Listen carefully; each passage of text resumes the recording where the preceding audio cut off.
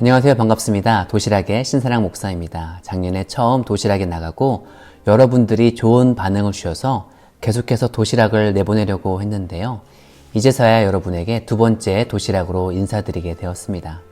그 이유는 여러 가지 핑계가 있지만 요약해서 작년 하반기 참 바빴습니다.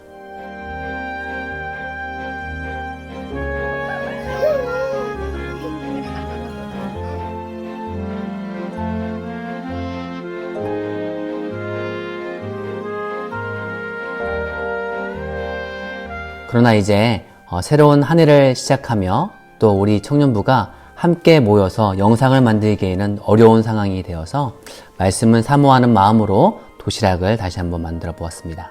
자, 그럼 이제 도시락 시작합니다. 에베소는 사도 바울이 전도행 중에 3년 동안 머물며 교회를 개척하고 목회했던 곳입니다. 당시 에베소 하면 무역과 상업이 발달한 중심지로 로마 제국 안에서도 가장 큰 대도시 중에 하나였습니다. 그래서 기록에 의하면 에베소는 정부 기관인 로마 총독의 본부가 있었고 또 당시 2세기 헬라 연애소설에 에베소를 지금 프랑스의 파리만큼이나 낭만적이고 매력적인 곳으로 기록하고 있습니다. 에베소가 이렇게 매력적인 곳이다 보니 자연스럽게 많은 이민자들이 모이게 되었는데요. 그때 사람들은 저마다 다른 문화와 세계관을 가지고 왔습니다. 그리고 여기에는 당연히 자신들이 믿고 있는 신들도 함께 온 것이죠. 그래서 에베소는 로마의 다른 어떤 도시들보다 더 종교적이었습니다. 에베소는 당시 다신교 사회에서 유행했던 신들, 제우스, 헤라, 아테나는 물론이고 50여 개가 되는 신들을 숭배했다고 합니다. 그 중에서도 에베소 하면 에베소에서 발달하고 특화된 신이 있었는데요. 그게 바로 아데미 여신입니다. 우리가 일반적으로 찾아볼 때는 아르테미스이고 이 여신의 로마식 명칭은 다이나입니다.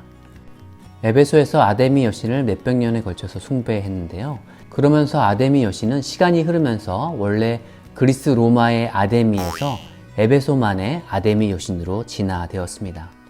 아데미 여신을 숭배하는 신전 또한 시간이 가면서 점점 화려해졌는데요. 홍수 재해와 방화에도 거듭해서 신전을 복원하여서 새로 지었는데요.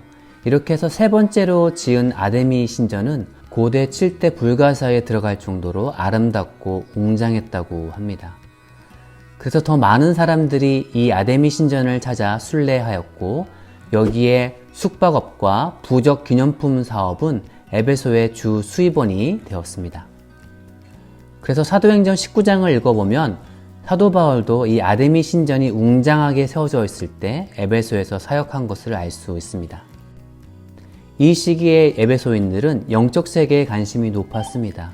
이들이 생각하기에는 이 세상에는 자신들을 위협하는 많은 어둠의 세력들이 가득하다고 생각했습니다. 그래서 에베소 사람들은 이런 두려움 때문에 수많은 희생 제사와 미신들 그리고 주술 의식을 행했습니다. 이들은 이 주술 의식들이 신들의 마음을 만족시키고 그로 인해서 자신들에게 영적인 힘과 평안을 가져다 줄 것이라고 생각했습니다. 그런데 이런 행위에는 끝이 없었습니다. 얼마나 더 많은 의식을 행해야 신들의 보호를 받을 수 있는지 또 그 신들을 만족시킬 수는 있는 것인지 알지 못한 채 주술을 반복했습니다. 그래서 이들은 끊임없는 불안과 두려움 가운데 살아야 했습니다. 한편 에베소에는 유대인들도 많이 살았는데요. 그래서 바울이 처음에 에베소에서 사역을 시작할 때 유대인의 회당에서 말씀을 전할 수 있었습니다. 그러다가 3개월 후에 두란노 소원의 강연장으로 장소를 옮겼지요. 유대인들은 구약의 율법에 따라 여러 신이 아닌 오직 여호와 하나님만을 예배했습니다. 그리고 자신들은 하나님의 선택받은 민족으로서 그 자부심을 가지고 있었죠. 그래서 자신들 외에 이방 민족이 구원을 받는다는 것은 있을 수 없는 일로 생각했습니다. 자, 이렇게 에베소 교회 안에는 다양한 사람들이 있었습니다.